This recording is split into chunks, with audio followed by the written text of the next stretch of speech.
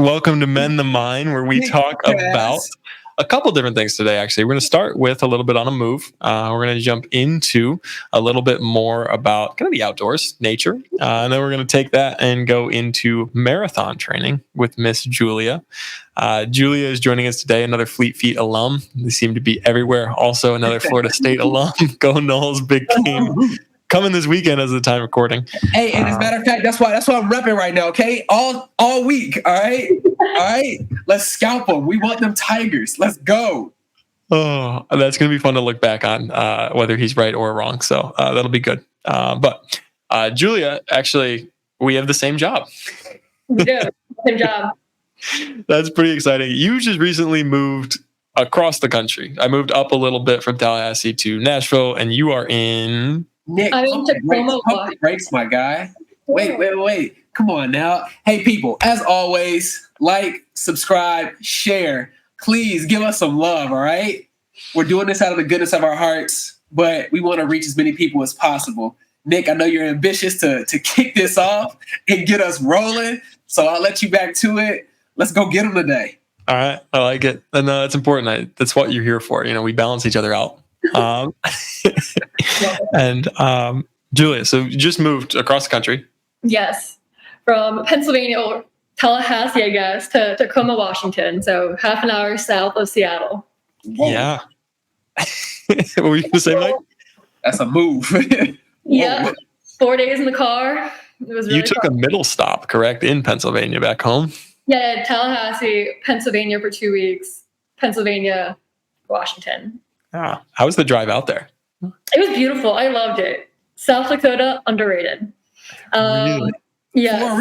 For a reason, okay? Let's not. It was cool. I Yeah. liked it.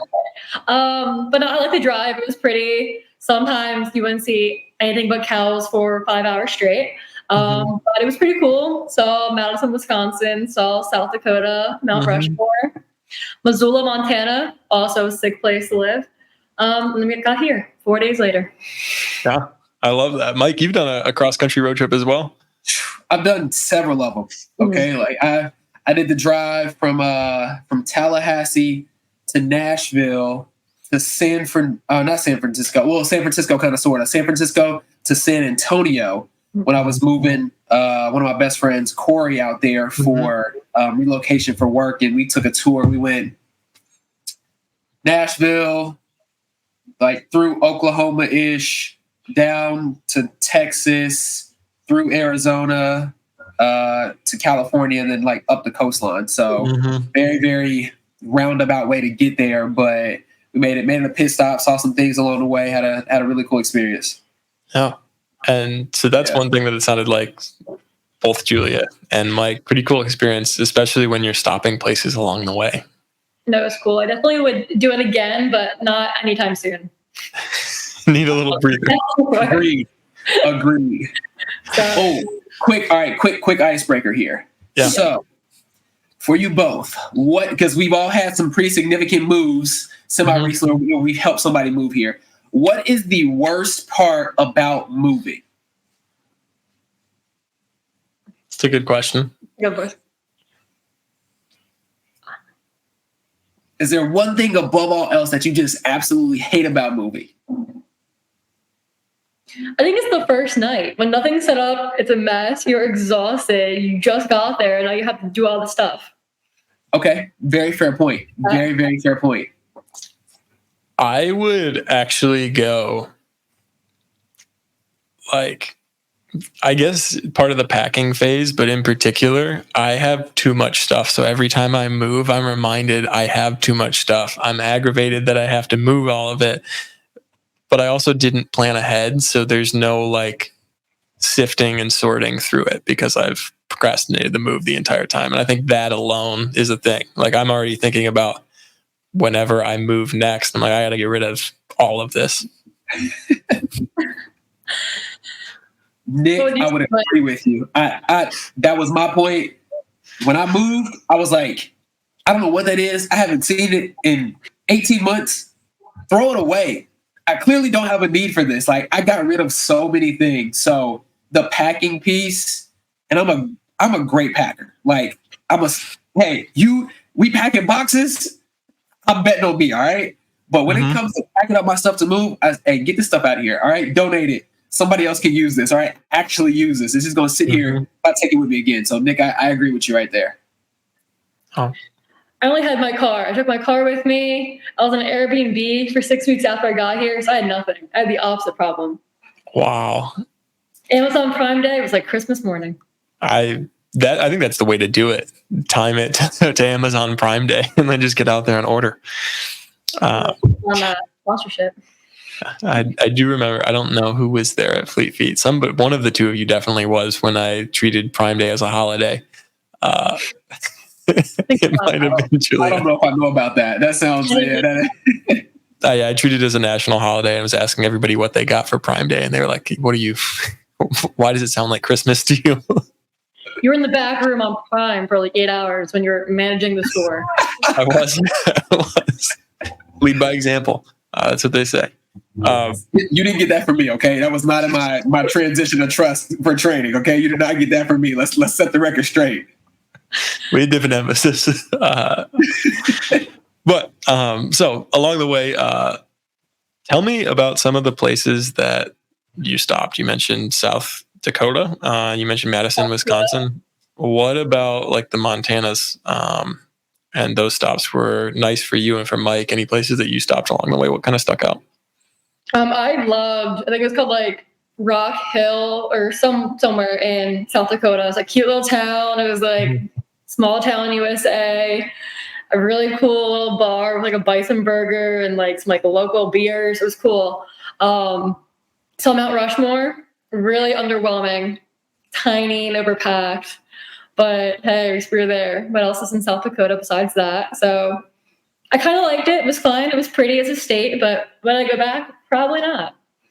Yeah. Weren't you just hyping up South Dakota? Didn't you just say it was small town? Adorable. Okay. All right. No. I was about to say, you backpedal pretty quickly there. Like, we go from underrated to wouldn't go back. Well, I think what happened is it went from like state 45 to 43. So Julia's really excited because it moved up a couple. It's still, like you said, it's still 43. It's like middle. No, like it's like 30-ish. Okay. Wow. There we go. I like that. Mike, what about you? Ooh. All right. Oh, easy. I thought I was gonna have a hard time with this one. Let me see if I can find the picture real fast. So we saw the Grand Canyon, and we got there. Crazy, absolutely blew my mind because I didn't know it snowed at the Grand Canyon. Like all the pictures I've seen, it's just completely dry, super sunny, looks mad hot. We got there probably a day or so after it snowed. So part of the canyon was snow covered, and there were a couple snow caps that we got. We had the chance to just like climb on, take a look at, and let me see here. So, and it was also super cool because there was this fog that came up from the bottom of the canyon, and we just got to like watch the time lapse of it. But I think that hopefully we can kind of sort of see here what the canyon looks like. Let's see if I can turn it this way and make it a little bit. Nope, that's smaller. I'm gonna do it this way right here. Nat, have fun with this one. Yeah, so old man with this phone right now. Oh yeah, it's like really covered in snow. Yeah, it was like really covered in snow. We saw elk out there. It was just, I did not expect to see that at the Grand Canyon. So that was probably the best leg of that trip. The best part for sure. And then so one thing, and this will kind of foreshadow what I want to get into, but when you guys thought about this move, this was an opportunity to travel as well. Is that fair to say? Yeah. Like you were making a trip out of it. It wasn't let's get from here to there as fast as possible. Yeah, in a nutshell. Okay. Yeah, some days I was like, let's just get 13 hours out of the way. Like we're gonna pass through nothing. Other days it's like let's stop here and here and here. So depending on what day we were on. Yeah. So I will say my move wasn't as exciting. It was just just 8 compared to the ones that you guys did, up from Tallahassee through the great state of Alabama, where some of my family resides, which is why I will call it great. That's we stopped. We being our friend Alex joined me. He helped me move, and we got to stop. Not necessarily for the sights of Alabama, but for the food, because I will say Birmingham has some phenomenal food out there. And so we stopped, got some good Alabama barbecue, and then made our way up the rest of the way with my aunt and uncle, who kind of tagged along from there up and helped finish up the move. And we also viewed it more in that idea of, hey, this is a chance to, kind of get a little trip in and stop somewhere along the way, try something new for Alex and for me, time to see family. And at the tail end of ours, again, not super long, but Mike, you met us and we actually went down to Nashville for a little bit with Alex, which was a lot of fun. For a little bit is an understatement. We were at Nashville. We were downtown on Broadway all night. All right. And it was a top 3, not 3 night. Okay. Had a great time with the boys. Like great introduction to Broadway.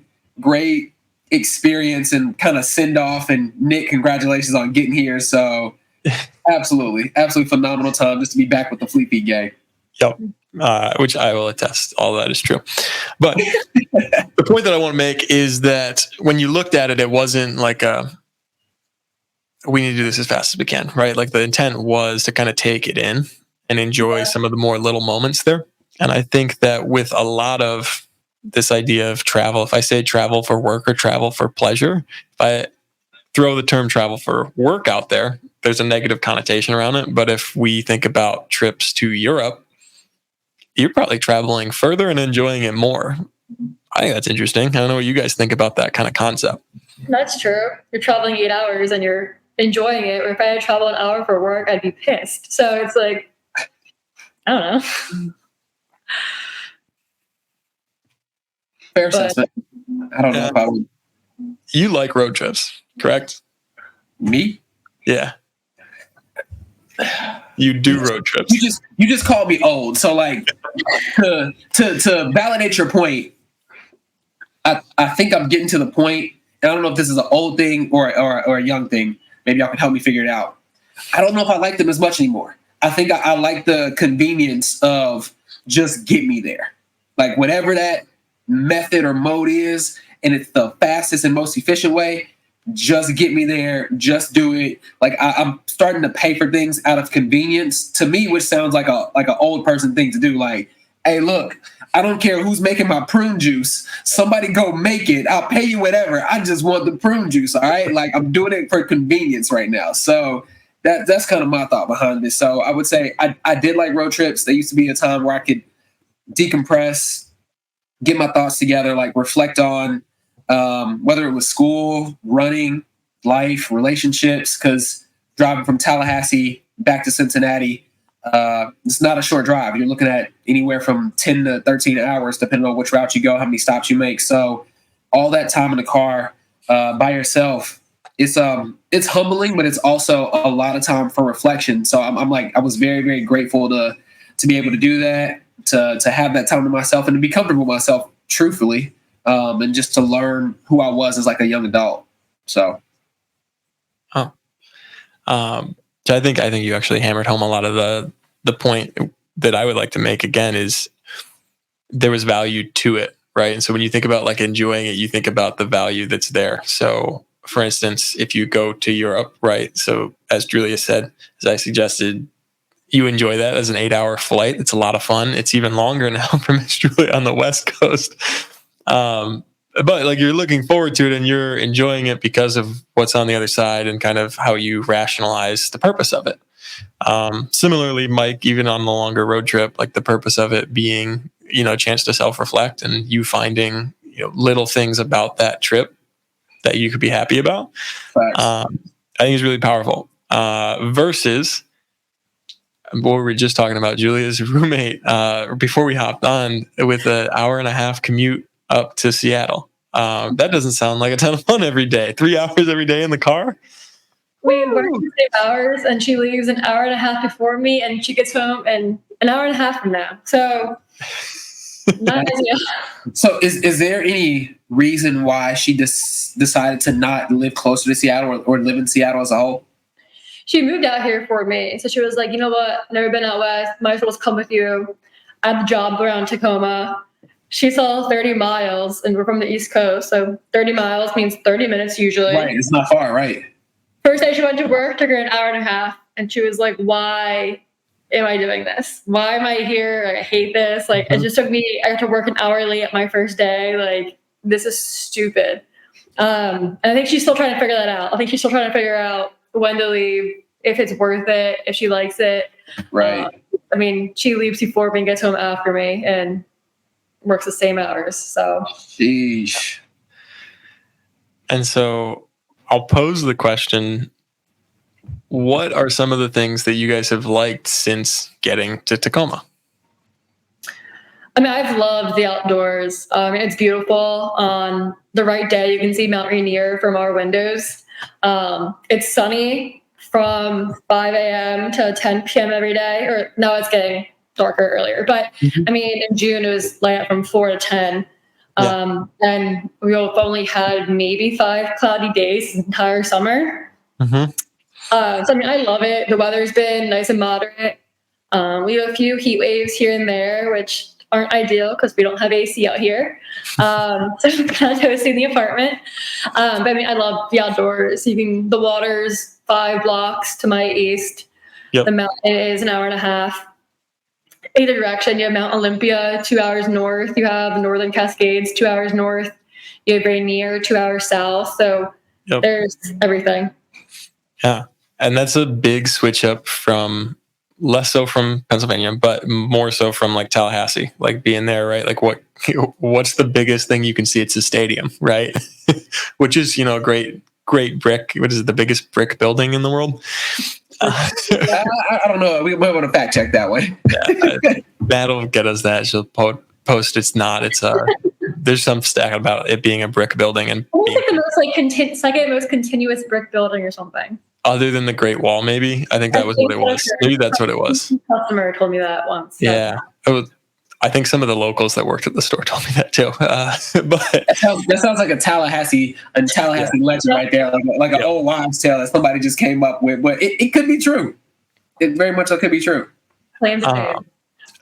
But a lot of little things that like stick out when you talk about the nature. I think back to upstate New York for me, like beautiful area when you can go outside, but it's really easy to get caught up in the little things. Like we used to take road trips all the time, an hour and a half plus each way to go check out a different waterfall every weekend. I remember that very vividly. The first year or so of college and like that last year or two of high school when we could drive and didn't really have that many responsibilities. And I think that it's so easy for us to do that with nature and kind of focus on those little things and find the value. And what happens when you find the value in those little things?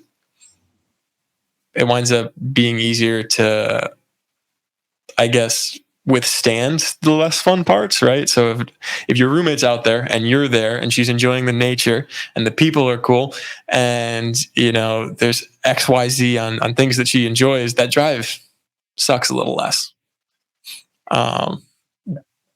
What do you guys think on that? I mean, I think that's definitely true. Like even last week, we drove 3 hours to go hike this trail that had the best views. Apparently, we get out there and we can't see shit because the wildfire smoke. So now we drove 3 hours and you can't see anything. But I think just like the little parts of it, like the hike itself was beautiful. It was fun to scramble up some rocks and duck under trees and maybe see a bear. Even though we didn't really see much because of the smoke, the actual hike itself, almost killed Diana. It was a great time. So I think it's just been like being out here helps me like I appreciate nature itself a bit more. Where in Tallahassee, I appreciated college town. Yeah. I want to make a parallel to something we talked about last week, and it's process versus result. And so I think in a way, you kind of sort of hinted at that where you talked about, we made this 3-hour journey. We climbed, we jumped, we ducked, whatever it was to get out to our destination and it wasn't what we expected it to be. That's not what you were going for. But as you reflect on it, the process or the journey is the part that you probably enjoyed the most. Like, you all will have the memory of, oh my gosh, remember you almost died on that hike? Like, we got to the end, it was just wildfire smoke. But the whole time, oh, remember we saw that bear? Remember we had X, Y, and Z happen? So again, I think it really kind of relates to what we talked about in last week's episode of enjoying the process and enjoying the journey and not being so much focused or worried on the outcome. If you enjoy the journey, and I guess we'll make it sports related for a second, you enjoy the journey, you embrace it, you work hard in it, you'll get whatever outcome that you're working towards. And in relationships and work life, personal life, it's all the same thing. If you enjoy that journey, you have a good time with it, at the end, things will work out for sure how they're supposed to work out. Mm-hmm. Yeah. And I think, that's a really good parallel. And I'll even hint more at it with, so something that Julie and I are familiar with is kind of rationalizing your situation through things that are important to you, right? And so if you only care about the outcome, and let's go back to travel, right? If you only care about getting to that place so that you can do those things and you don't see the value in the travel part itself, it's a lot less fun, right? And that's the paradox of going versus leaving. The 8-hour flight across the Atlantic's not that bad. The 8-hour flight back, give me anything but it. Just put me on a boat and put me to sleep for a couple of days and I'll get there, man. But you understand the importance of getting there, and like you can make sense out of it. And so even for the trip, like if you can find the little things to enjoy, that's a fun little story. Even though somebody wasn't doing so well with the smoke, right? But if you can't find little things to enjoy, you just wasted 6 hours of driving and, nobody's happy, right? Yeah. And even on the small scale, you were sitting in the car and somebody's driving and they're like getting road rage and you're just like laughing, having a good time. You're like, it's not that deep, man. Chill out. Like, you got me and the music. Like, there's two great things we could focus on instead of the guy in front of us. Doesn't always work. But where is their focus? Is it on the driving and how shitty everyone around them is being, or is it on the music, the time with the people in the car? Because that makes a big difference in their mood, I guess. No, I totally agree. And this is a kind of question popped up for me, related, unrelated. Have either of you had a bad road trip experience? And I'll even specify more, with another person. Yes. Oh, that was a quick answer. You have somebody in mind right now, Nick. Like, the way you answer that question, there is a person that you have in mind that you were like, yeah, don't ever want to take a trip with that person ever again. Like, you couldn't pay me to do it. Like, that was What'd you say? That was way too fast, and I want to know, like, you don't gotta use an alias right now, but I want to know, like, give me quick details of what happened. Yeah, no alias needed. It was my sister, and we were a lot younger. I think you could talk me into it now, and I think a lot of it is the mindset that shifted. But man, I let everything get under my skin. All the drivers around me, like if she was like going off on something, we bite each other's head off back and forth. There was a little bit of that going on. Great state of Ohio, we run out of gas at like 2 a.m. I didn't realize how many gas stations closed. So I've got the gas light on. I go like 5 miles off the highway to go get gas. Did not get it. I am freaking out. I'm like, we're going to have to turn the car off and like sleep 3 hours. Finally found a gas station. But that entire drive, stressed to the max. It was me and her from Alabama up to New York. A little 17-hour drive. Ooh. Yeah. Okay. And I just think about old bus rides with the team after getting chewed out by the coach for a bad race.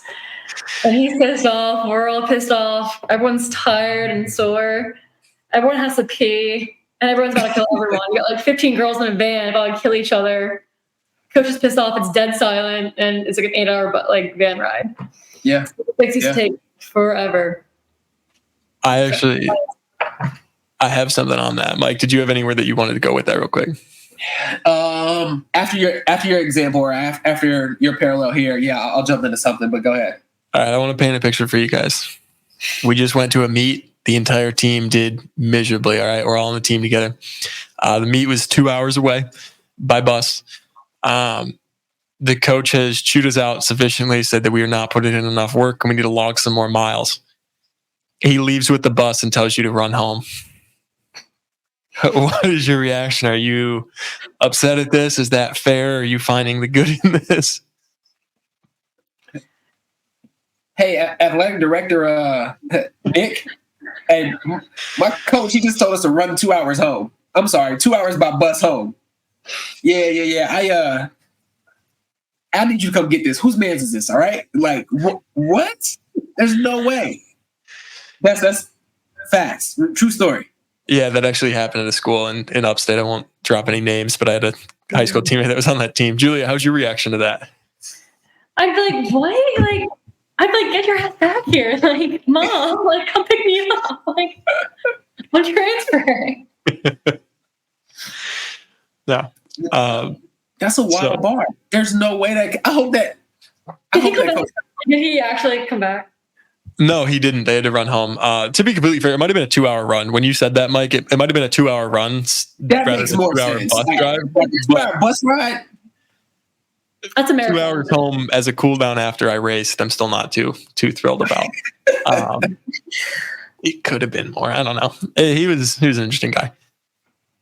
But yeah, okay. I could see some people, and we'll get to this later. Some people who enjoy running longer distances enjoying that though. Like there are definitely teammates that I had who would have been like, oh yeah, 2 hour run, or like, oh, it's only 50 miles. No problem. Like, let's do this together. Right. Like we had Seth on last week talking about ultra marathons as well.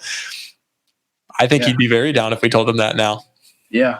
But interesting, like kind of how you appraise it and where your focus goes. Like if it's a little thing that you can enjoy, you're like, what the hell are they talking about? What are they doing on the road next to me? Like, what an idiot. Like they're making my life suck. There's no way. There's absolutely no way, Nick. Talking about racing, teammates, bus rides, ultras. Julia, how does one end up in an ultra race, training for an ultra, saying, hey, I want this to be my life? Like, how does that happen? I can't really, I don't know. Couldn't be me. I see these people run up and down these trails, we hike, and I'm like, you are on something, because I could never. So I could never do ultras, but marathons, that's something I've been convinced into. But you haven't had the desire to dabble with an ultra yet?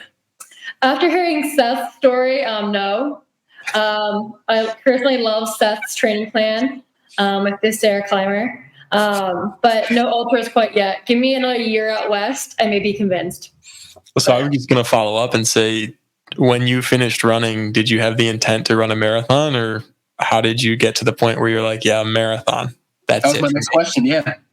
I hated running, honestly, until this year. I thought maybe working at Fleet Feet would help spark that joy again. Our Monday runs, like, you know what, this is it. I'm back. I love it. No, I hated it. And so I think it's taken me, I guess, like a full 2 years to like actually enjoy running again. I signed up for this marathon when I was drunk, fun fact. I was like, you know what, fuck it. Signed up, $100. And then I woke up and I was like, shit, now I have this marathon I'm signed up for. But back home in Philly, so it's a good excuse to go back home. And through this process, I've learned to like running again. There's no time, no one kind of telling me to do it. I think being in a new town where I don't know many people yet, it's been a fun way to meet the community, like see new trails, see new places. There's a beautiful like 10-mile loop by the water and goes into this like woodsy trail. So I think just like being in a place where I don't have to run and there's like no pressure at all. It's taken me 2 years, but I finally enjoy it again. Right. So even though I signed up for the marathon, hating running, I'm now 12 weeks away and I finally enjoy it again. So good timing, but. Yeah. Mike, do you enjoy running more than you did in college? Do I enjoy it more than I did in college? At times. I think there are certain days, like when I think back to college, my favorite memories come from traveling, having good races when traveling, and seeing some cool things. Like all three of those things happening were very infrequent. Usually you get two of the three or one of the three. But when all three happen, say it's really hard to beat that experience and the love of running then, because I guess you're riding that high. You're feeling real good. Like everything's going right for you. So comparing that to leisure running now, not having any races on the horizon, sometimes it's hard to get out there and pound out a couple miles. But to answer your question straight up, I would say, honestly, I think I enjoy collegiate running more. The experience, just being able to do it where I was, Tallahassee in particular, getting to travel, run cool trails, very, very similar to what Julia said. Like the trails and the atmosphere and environment can really, really make or break a run or experience. Yeah. So I completely agree with the trail and the outdoors, that nature environment making it. I am probably more on Julia's side. I think that Julia had a really good point about like that, like, well, you don't have to do it, right? It's kind of nice to not have to do it. That was my biggest thing, is it had completely transitioned into something that I had to do, not something that I wanted to do. And that's where the lack of enjoyment, I guess, came from in my undergrad. I do want to ask, so Mike, you touched on this a little bit in your answer about what you liked about collegiate running, and kind of having all those things go right. Julia, what do you now like about running? What gets you going for runs these days? I mean, I just feel good. Like I took for granted, I guess, during college running, like that runner's high and like what it felt like after a good run. I took it for granted, and getting back in shape sucks. So after taking off some time, every run sucked. But now I like just the freedom of it. I can go whatever I want. I can go wherever I want for as long as I want. Yes, now I need to go certain distances, but say today I don't feel like it, I don't have to. So I like the freedom of it now, and it's just me with myself. I can play music if I want to. Just the freedom of it, that I can do literally whatever I want. I can do a workout, or I don't have to. I can go fast. I can go slow. So I like having the total control over it, because every little thing we have total control over. So running, I don't have control over. I want to ask a follow-up question. So now that you have more control, in a sense, over what it is that you do, how you train, where you run, when, all those variables, how has your mindset shifted in relation to running? Like, how do you view running now versus running as a collegiate athlete? I think running now, it's more of a hobby and something I'd like to do, where in college it was a job. I think I very much viewed it as a job. I was like, all right, I'm here for 4 years. Like I have to do X, Y, and Z. I have these standards, and no ifs, ands, or buts. It has to get done. Where now it's something I like to do. It's fun. So I went from that very much like work mentality, like clock in, clock out, to something I just kind of embrace, the grind kind of thing. So what for you, and Nick, feel free to answer this question as well. What for you was the most mentally taxing piece of running as a collegiate athlete? For me, it was the injury. I was constantly injured. So, I mean, it was just humbling, like having to go on the bike or the elliptigo or the Ultra G for double the amount of time as my teammates while they're out there on a trail run. I'm inside, strapped to this bubble machine. So I think that was the hardest part. I think just the injury, and they were inevitable. They happen all the time. I think just a constant cycle of injury, working back, was just the worst part for me. Fair.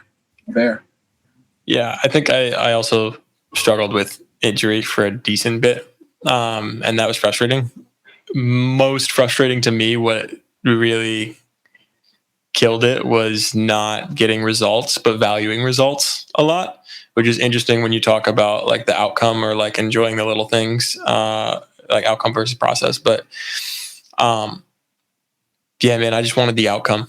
Like the process wasn't of interest to me. And now when I look at running, like there are things that I miss from college. I miss the level of shape and like dedication that you have to be there every day. And I miss the social aspect a ton, right? To people who don't run, like you're just hanging out with your friends for 40 minutes to 3 hours a day at practice. You're talking the whole time, you're joking around, you're telling stories, you're having debates. Those are the things that I miss the most. And those are the same little things that I was overlooking at the time. Totally fair. Totally fair points. What about you, Mike?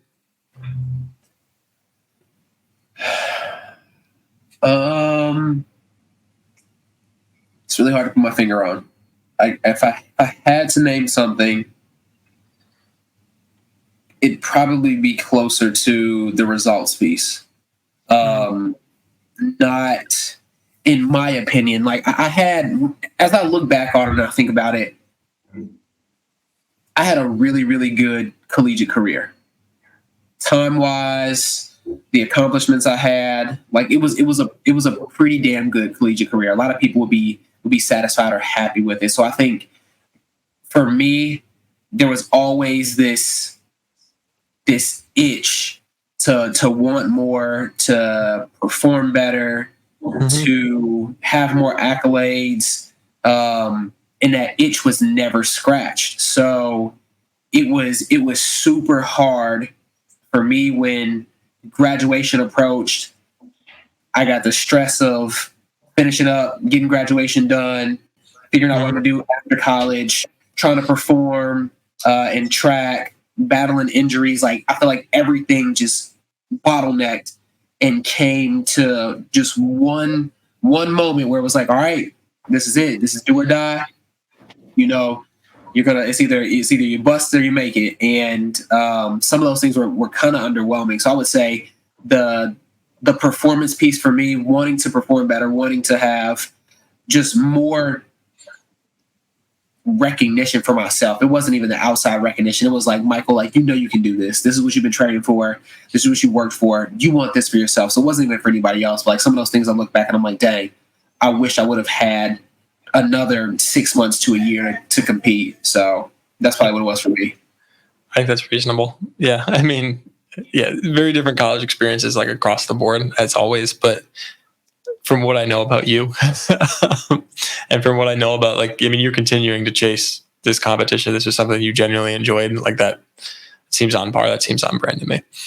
I do have 3 different quotes that I'm just going to say the quote and I want to hear your guys' initial thoughts on it. And then I'll say mine as well. One of them was from my coworker and I'll pop these in the chat as I go as well. But it is run to live another day. What type of mindset does that have to you? What's your initial, like, this is good, this is bad, this is why? Okay. No, I'm playing. Run to live another day.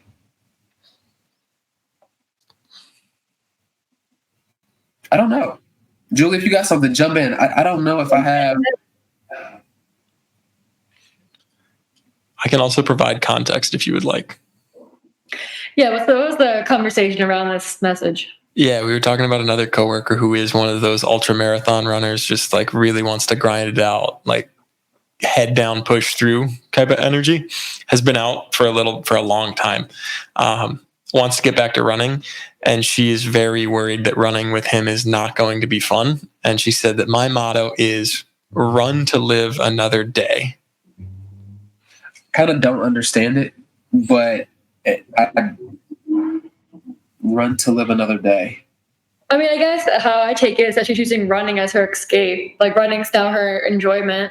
Where I think if she's running with this guy, she's scared that it's going to be a chore. So, I mean, similar to the whole like work versus fun thing. If running becomes a job, then it's not going to be fun. But if she's running for her outlet, then she's going to live another day. That's how I take it. I think that's fair. I think that, so how she intended it was actually in the idea of, and I was trying not to give this away, so hopefully that's a good job for me, pat myself on the back. But It was this idea of she doesn't want to push herself so hard that she gets hurt and can't run. Like she enjoys running so much that she runs to live another day. So instead of pushing herself beyond a breaking point, and in her case, she struggled with maybe some of those long COVID symptoms where just, running does not go well with the system when it's pushed too hard, and then the recovery just really doesn't happen for months. And so to her, it's kind of, I enjoy running, but I run to live another day. I want to make sure that I'm going to be here tomorrow and be able to do it. Right. Now, with each of these, I want to connect that then to work. So using Julia's idea of it being a chore or not, or using my coworker's idea of like trying to preserve yourself so that you are able to continue. If I say work to live another day, what are your thoughts there? I actually kind of feel that one a bit more. Maybe because that's where I feel like I'm at right now in my young professional career of, hey, I'm just here to live another day. I'm here to do my job, to accumulate enough resources that I can live another day. That I can pay my bills. If I want to have some leisurely spend, I can do that. I think I resonate with that one a little bit more right now than just to.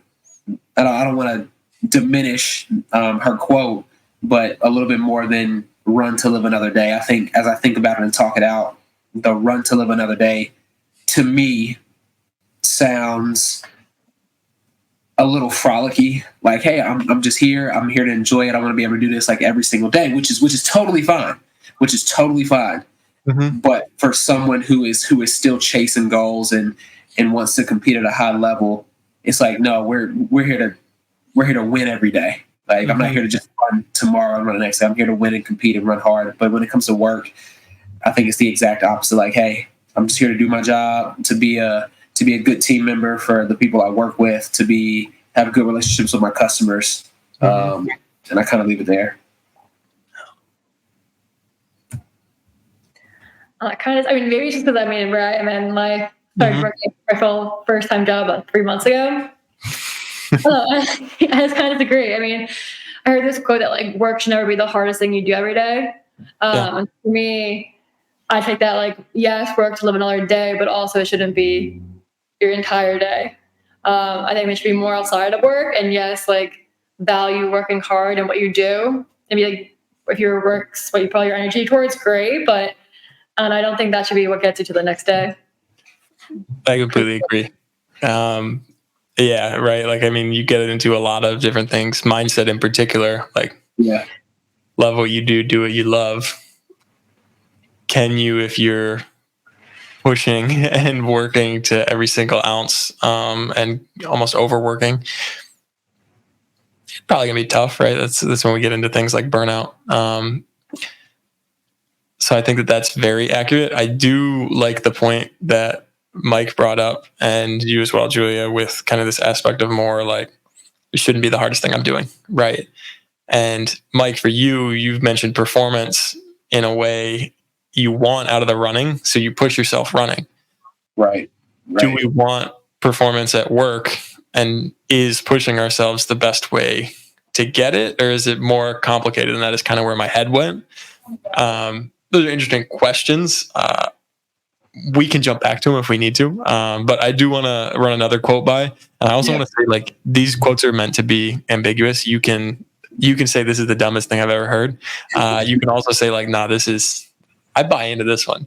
Right. These are all quotes that Nick has actually come up with, and he's trying to figure out like which one of these he can maybe get rich off of, and he wouldn't want to out himself right now. So I need something new to say when I walk into work. No, but even like the last one, like we've talked off the record about like, you don't let yourself off the hook if things don't go well. Like, you could have pushed harder. So the idea of like run to live the next day is like a sense of enjoyment. Man, that would not fly in Mike's practice. No way. But so number 2 is going to be this idea, and this one is more of like an in the moment type of thing as you're running. So I am here, so I am happy. No, I think that's talk about that doesn't fly in my training camp. Yeah, I'm here. I can be pissed while I'm here though, right? I'm here. I can be not satisfied. Like I think I'm grateful. I am very, very grateful to have the opportunity and to have the ability to run. I'm not happy all the time. Like sometimes I am. It may not be visible, but internally I am boiling. Like, what is going on? Why is this not going well? Why am I not producing? Why is this workout going bad? So again, to Nick's point, like, yeah, that's not flying in my camp. Yeah. I mean, me personally, I'm trying to work on being more present in like where I am in the moment, and focusing on the now. So that's why I took that one. Is like I'm here, so I'm happy. Maybe happy is not the right word, but just I'm here, so I'm just gonna be like grateful for it or present. And yes, that might be being aware that it sucks, but at least I'm here in this moment, not thinking about after the workout, or after the work day, or after the hike. So I think I took that as like be present, because however that may feel. But so this was actually a me quote, which is funny, but this is what I used to say. This is my mantra. I had a very different mantra than my coach. My coach probably would have been more in line with Mike, which was if he saw somebody, his mantra in the race was like, wait, and then kill. And so when he got close enough to them, he went from wait to kill to bury. And the bury was when you pass them, you keep going so that they don't have any hope that they can hold on to you, right? I like that. Mine was I am here, so I am happy. And the idea was, hey man, you could have already torn your Achilles. Like this could be so much worse right now. Or like you could be more tired or in pain than you already are. But my thoughts were pretty bad. I wasn't boiling and ready to go. I was like, dude, how do I figure out how to drop out of this phrase? And I was like, dude, there's no place you'd rather be. There's no place you can be, right? Like I am here, so I am happy. Can't be anywhere else. Wouldn't want to be anywhere else. Like, let's make the most out of right now. Was kind of how I took it. That being said, what about this one for the workplace? Hey, a lot of days I am not happy. Okay, a lot of days I am here. Hey, God, take me now. Okay, let's go. Look, unalive me, please. Like there, I am here again. I think it goes back to I am here. I am grateful. I might not be happy, but I am grateful that I have this opportunity, that I can work to live another day. Like these two kind of go hand in hand for me. And just having a heart of gratefulness. Like there are so many people right now who don't have the ability or don't have the option to work and to be able to go to a place and simply exist there, and people want you there. Hey, I'm here. I'm grateful for this. So. No, I totally agree. Like, I'm grateful for this opportunity. Like we're not owed anything. Yeah. I think even though like it may suck, I may be like, take me now, like get me out of this building right now. At the end of the day, just being happy that I'm there and for the opportunity and for the chance, I guess. Because I mean, some days do suck. So. Yeah. No, some days are rough.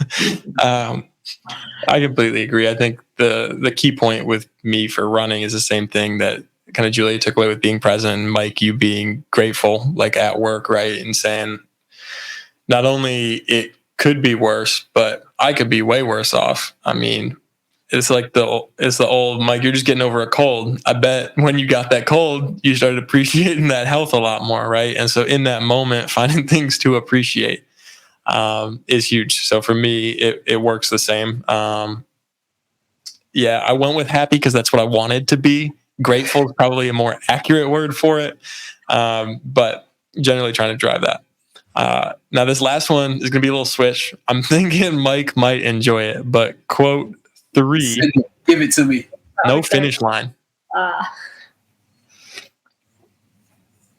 Hey, I immediately I thought of David Goggins. Okay. Like David Goggins, he would be. Everybody, I'm pretty sure, has heard like, who's gonna carry the boats and the logs? And you don't know me, son. You know, like, hey, it gets me fired up. But I think if he were to hear that, like, there's no finish line. I agree with that one, and I think it just for me, for personally, the process. That's what it goes back to. There's no finish line. I'm out here working. Like I go to the gym because I love the process. I run because I love the process. Like the work I do, it's probably because I love the process. And I'm not really looking for an outcome in some of those things. Like some of those things I have goals at the end that I'm working towards, but it's the process that I love that keeps me going. So no finish line. Like we're just gonna keep going until we can't go no more. Mm-hmm. Yeah, I agree. I mean, there's always more. You can always do better. You might have something, but you always get more. You can always work harder. I mean, our entire job is you don't need to be broken to work with us. Like we can always help you get better in some way or form. So I mean, I completely agree. There's always something else you can do to better yourself, better your job, your athletic career. There's always more you can do. So. Yeah, I'm fully bought in as well. I think great points. Always more. So this. Another one that's been popular lately is that like 1% better, right? Every day, doesn't matter what it's in, just like 1% better. And the difference that you see down the road of being 1% better every day, like even over a year, you're 365% better. No, that's a lot. And all you did is 1% more each day. But to Mike's point as well, no finish line means no outcome, right? You're stuck in the process. So I hope you enjoy it. Otherwise, you're going to stop, right? And so less of a toxic, like you need to push as hard as you can because you're never good enough. And more of this, there's no finish line. Like it doesn't end. Just enjoy what you're doing and you'll keep doing it. Right. Would be kind of how I look at it. But in a competitive sense, like it will fight you up. This one actually, any guesses where it's from? Oh, I know because we talked about. I think we talked about this offline, so I won't guess. I'll stay out of this one. I was gonna say I couldn't remember if I said it in the last episode or if it was offline, but I think it was definitely with Seth. Yeah, for sure. No finish line is above. Like, yeah. Quote. What'd you say? It was like a pre-team quote. Really? I mean, he's got some good quotes as well. Very similar, actually. Right? It's so they probably got it from somewhere. I'm not sure where the original source is. The source that I'm pulling it from is USC's football team. This is their motto this year. So that's what they're saying. Auburn's is "Eat the Frog." What? Yeah, dude. Nick, those are your kings. Those are your kings. Auburn, eat the frog. Come on now. Come on, hey Auburn. I need y'all to step it up. All right, we got USC out here talking about no finish line, and y'all eat the frog. Best we can come up with. Yeah. I don't remember the complete backstory. It actually made sense once you dove into it, but eat the frog on the base level, not it. The story behind it, a little bit more so. Again, I don't remember it completely. They had a couple. The other ones might have been better too, but it was from an old, I want to say it was Huckleberry Finn or Tom Sawyer. One of those. Go up from there. You said the other ones were better. I don't know if it gets much lower than Eat the Frog. Like I would hope they're only going up from there. Yeah. Well, it was essentially like somebody's got to be uncomfortable, and if you're not willing to get uncomfortable, and if you're not willing to work for what you want, then why are you doing it? And so it was like every morning, like somebody was eating a frog, I think, in the books or something like that, and it was like, hey, even if I'm eating the frog, I'm going to embrace eating the frog. Because I'm going to do everything that I do well. That makes sense. Real quick. So we have our lovely producer, send us some info real fast. So apparently Eat the Frog means to do the hard things first. So that is where Auburn has pulled that from. Shout out to Nat for that plug real quick. So you were kind of on par with that, Nick, talking about, people have to get uncomfortable, take a step, do the hard things first. So that's not too far off. I think they could have come up maybe with like a little better tagline and Eat the Frog, but I see where they were going with it. Hey, next week I'll go back and I'll find the other ones. We can talk about them because they were better. But That's cool. Speaking of that, though, of that, I think it's a great time for our fun fact about Nat. It's going to be a little short segment that we throw in here from now on. You know, we want to give Nat some love for all the hard work she does. And we want the people to know who Nat is. And that's a very, very important part of this. So this week's fun fact about Nat, can either of you guess what it might be? No idea. It's about softball. It's not about softball, no. I got nothing. All right, so this week's fun fact about Nat is that she lived in Australia for a year. What? That's fake. Right. I have heard that. I think it's a myth. But she says it's a fact, and I can't. I probably know more about her life than she does. But anyway, I do believe not only did she live there, but she wants to go back. Oh, that's a good question. She would have to confirm that, but I'm pretty sure that was part of the conversation that I was in. I'd be interested to know. Nat, you'll have to let the people know if you want to go back, and some cool things to do in Australia. Favorite place to eat, if you remember. Give the people what they want, all right? Give the people some details, Nobody knows what it means, but it gets the people going, all right? That's what we need. And talking about getting the people going, one of the bigger takeaways that I wanted to do with this activity and kind of wrapping up is our goal was an hour tonight. Miss Julia, you've got a big fantasy draft still, correct? Or did it get moved? Big fantasy draft. And Nat may have a hurricane coming, but as we wrap it up, it's kind of these three different sayings, very different. Some of them work better for some people than others, and eat the frog as a fourth. I don't think quite worked for anybody. Maybe for Nat, since she had the fun information on it. But there is probably something that works. And I'll give you guys a chance in a second if there is anything that works for you. But finding a saying or a mantra, if you will, a cue, something that you can repeat to yourself when things are tough or you are upset in the situation, to kind of think about the idea that we started with the travel and the road trip. What can you find? What little things can you find, like we often see out in nature, to enjoy and kind of embrace those moments that aren't as fun? For me, it's the I am here, so I am happy. Are there any sayings that you guys use when things get tough, whether it's gutting it out during a workout, a long day at work? What kind of gets you through that and charges that gratitude for you too?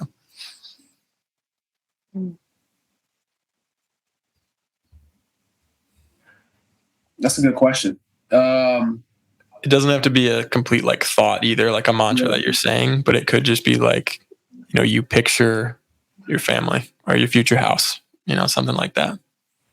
So for me, I think it's based on the work that I'm doing. Mm-hmm. So more recently, I said that I'm building a house next year. Yeah. So every time I'm going out to meet with customers, to sales appointments, as always, my goal is to close business. But now I have a target and a deeper reason why I want to close business and make the sale is because I want to make as much money as possible, so I can go ahead and put a down payment on my house next year. That is a goal of mine. That's going to happen. I fully believe that in my heart. When it comes to running, working out, let's say I'm having a bad workout, it's a terrible long run, whatever the case may be, I get to thinking, this is going to end. This has to end at some point. And you just keep going and you put one foot in front of the other. And then on a daily basis, what I've said 5 times already, I'm grateful for this.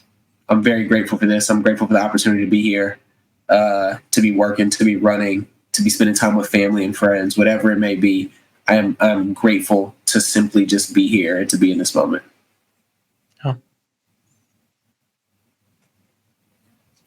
Yeah, kind of along with Mike, I just remind myself of my why.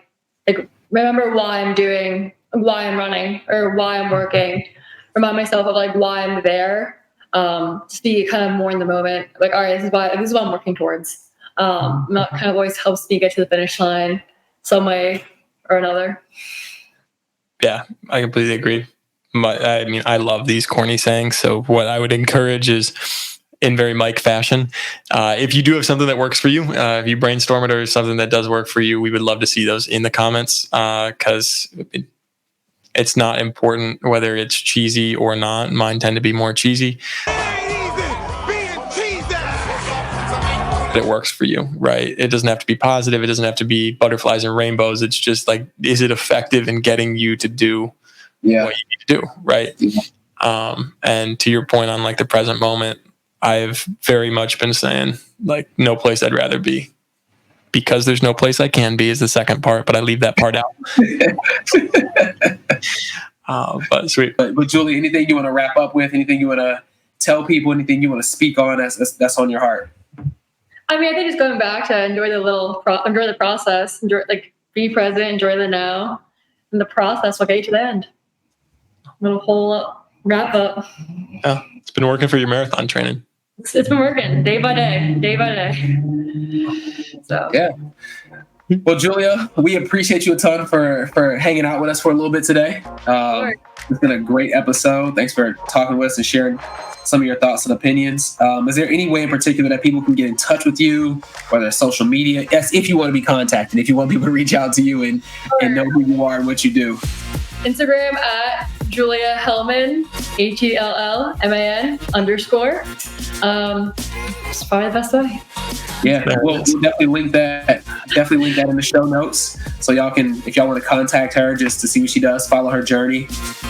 Please, this is for y'all. So check it out. If y'all enjoy the episode, leave a review on Apple Podcasts, Spotify, whatever platform y'all are listening on, and don't forget to show us some love. So at Mend the Mind, at MTM, we're still figuring that out right now, but it'll be there. So yeah, we appreciate y'all as always. Nick, thanks for kicking us off and getting us rocking and rolling. Nat, you're a phenomenal producer. Julia, you're a top 10 guest. All right, we're gonna have you back.